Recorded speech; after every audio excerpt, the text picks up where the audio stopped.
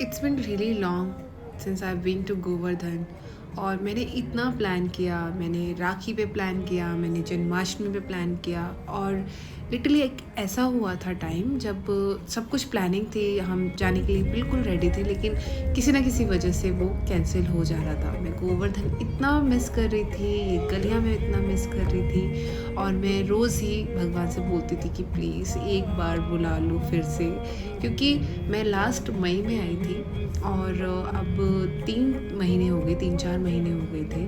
तो इतना मन कर रहा था बहुत ज़्यादा। तो गोवर्धन में मुझे कुछ काम था और यहाँ पे मैं आई थी, मतलब अराउंड 2-3 घंटे के लिए मैं यहाँ आई थी।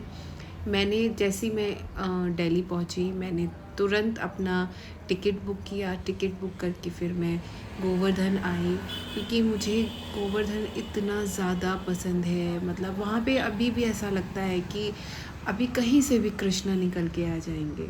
तो मैं यहाँ गई थी वसुंधरा रिज़ॉर्ट, मुझे यहाँ पे कुछ काम था। फिर उसके बाद मैं यहाँ से निकली थी गोवर्धन के लिए बरबर, क्योंकि मेरा यहाँ पे जिस काम से मैं आई थी वो काम मेरा ऑलमोस्ट ख़त्म हो चुका था। तो मैंने सोचा कि मेरे पास कुछ घंटे हैं, तो मैं एक भी चांस मिस नहीं करना चाहती थी और फिर मैं गोवर्धन गई थी। गोवर्धन पर्वत वैसे जनरली अगर आप जाओगे तो आपको दूर दूर तक पूरे गांव सब कुछ दिखेगा, लेकिन बारिश होने की वजह से पूरा हरियाली आ चुकी थी, जो कि बहुत सुंदर लग रहा था। फिर इसके बाद मैं गई थी राधा कुंड। राधा कुंड यहाँ पे गोवर्धन के कुछ आगे ही है। आप किसी भी ई रिक्शा से जा सकते हो, कैसे भी जा सकते हो। और गणेश चतुर्थी थी, तो ये मेरा सौभाग्य था कि मैं राधा कुंड वहाँ पे जा पाई, वहाँ पे मैं दर्शन कर पाई। कीर्तन में मैं बैठी कुछ देर के लिए और मुझे बहुत यहाँ पे आनंद आता है। मैं बहुत अपने आप को भाग्यशाली मानती हूँ कि मुझे राधा रानी और कृष्णा बार बार ये मौका देते हैं कि मैं गोवर्धन आ पाऊँ।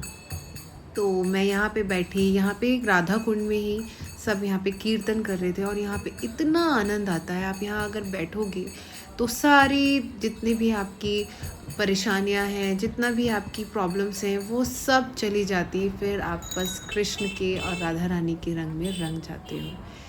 फिर यहाँ से मैं गलियों में से होकर के हम जा रहे थे, जो कि बहुत अच्छा लगता है। फिर मैं यहाँ पहुँची थी, हमारे साथ जो भैया थे वो शैलू भैया, उन्होंने मुझे बताया था कि यहाँ पे एक नारद कुंड है।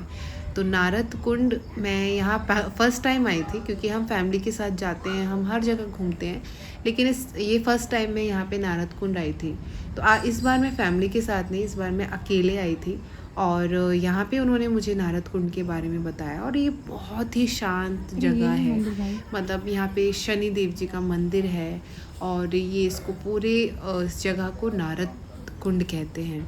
यहाँ पे छोटी छोटी एक्टिविटी, छोटा सा गांव जैसा है, जो कि मुझे बहुत अच्छा लगा यहाँ पे।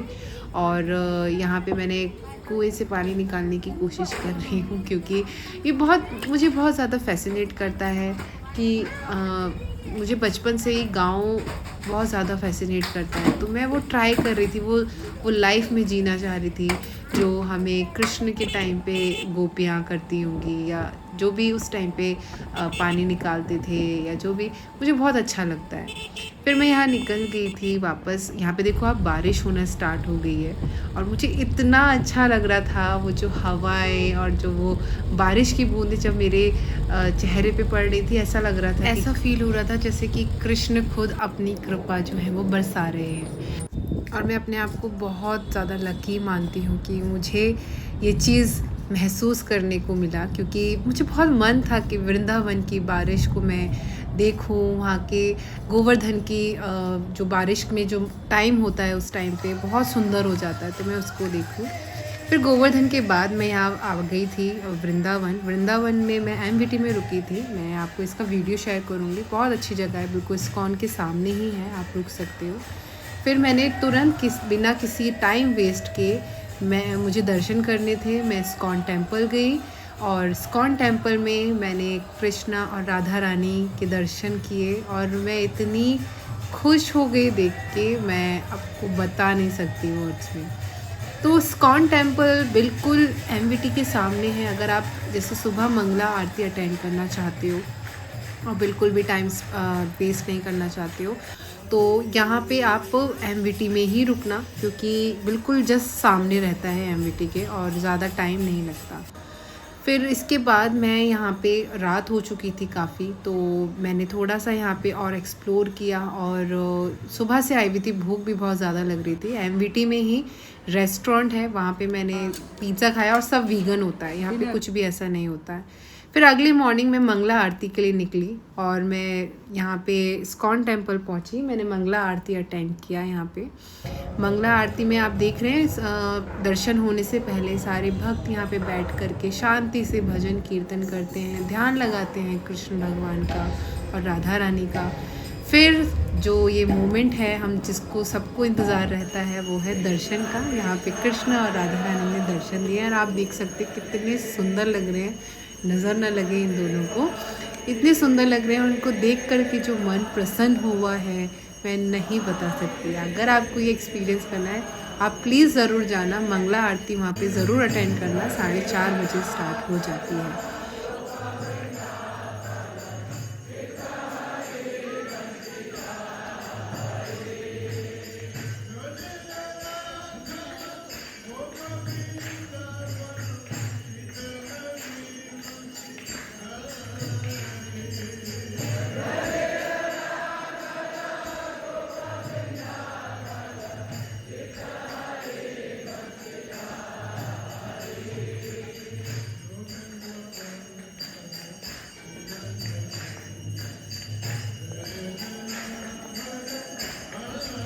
फिर इसके बाद मैंने मंगला आरती अटेंड करने के बाद इस्कॉन की मैं यहाँ पे आई हूँ राधा रमन जी टेम्पल। यहाँ पे 5 बजे आरती होती है और मैं थोड़ा सा लेट हो गई थी क्योंकि यहाँ पे बहुत ज़्यादा बारिश हो रही थी, तो हमें टाइम लग गया था पहुँचने में।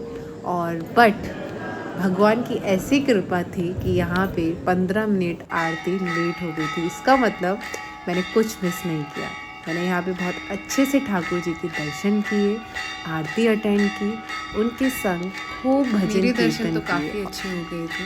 गोवर्धन और वृंदावन को छोड़ के जाने का मन नहीं करता, लेकिन जब तक मैं वृंदावन दोबारा नहीं आ जाती हूँ, इन दर्शनों के माध्यम से मैं अपनी थोड़े दिन निकाल सकती हूँ। I hope you like this video and please like and comment. Radhe Radhe.